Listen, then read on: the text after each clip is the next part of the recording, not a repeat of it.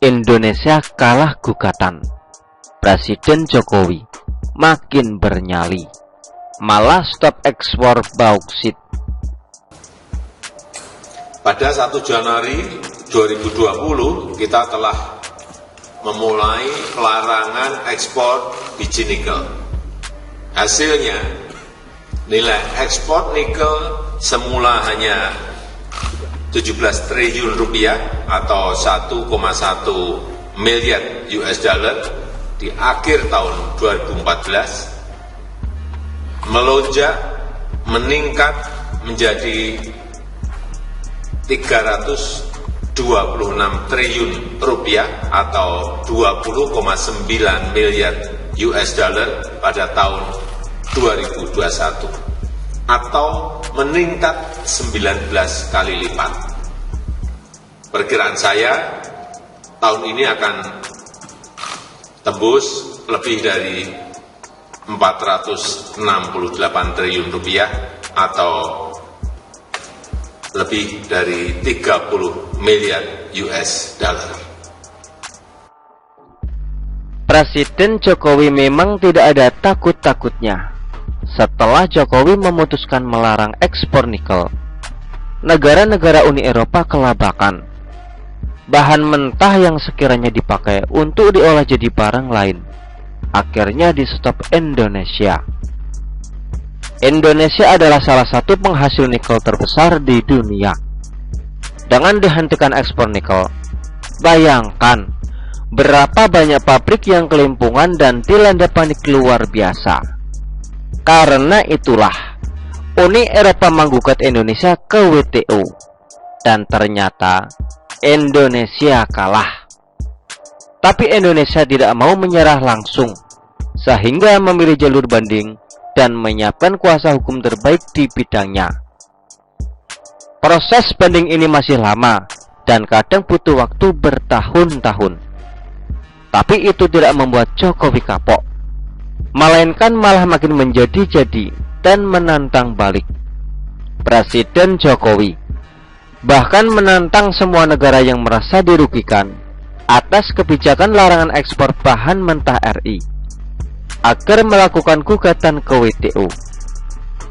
Jokowi menegaskan tidak akan gentar terhadap gugatan tersebut.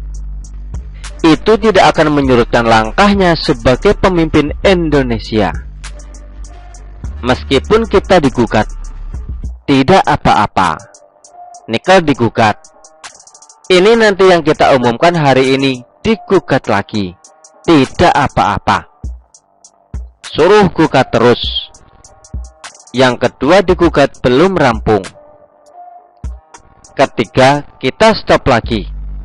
Digugat tidak apa-apa. Katanya dalam Outlook Perekonomian Indonesia tahun 2023 di Jakarta. Malah Jokowi kemarin secara resmi mensahkan pelarangan ekspor bauksit yang akan berlaku efektif pada bulan Juni 2023. Tujuannya semata demi menciptakan hilirisasi, sehingga dapat menambah nilai tambah bagi Indonesia. Hari ini akan kita tambah lagi. Kalau kemarin stop nikel, hari ini nanti akan kita umumkan lagi satu komoditas yang kita miliki. Setelah dari sini, saya akan umumkan lagi stop ekspor. Tidak bisa kita biarkan lagi ekspor bahan baku mentah, kata Jokowi. Larangan ekspor bahan mentah memberikan keuntungan berkali lipat buat Indonesia. Presiden Jokowi menyebut nilai ekspor nikel dalam bentuk bahan baku mentah sebelumnya hanya 1,1 miliar US dollar. Tahun ini, setelah larangan ekspor diberlakukan dan nikel diolah di dalam negeri, nilai itu bisa melonjak jadi 30 miliar US dollar, sekitar 30 kali lipat peningkatannya. Bayangkan kerugian yang terjadi saat Indonesia yang hanya mengekspor bahan mentah, dan ini terjadi selama berpuluh-puluh tahun sejak merdeka hingga sekarang. Indonesia selama ini dirugikan selama berpuluh-puluh tahun karena mengekspor bahan baku mentah. Kita ikut memiliki dividen enggak dapat, royalti enggak dapat, bukaan lapangan kerja enggak dapat apa-apa. Inilah yang harus dihentikan, katanya. Presiden Jokowi tetap tegas pada pendiriannya. Hilirisasi akan terus dilanjutkan meskipun Indonesia kalah dalam gugatan larangan ekspor nikel.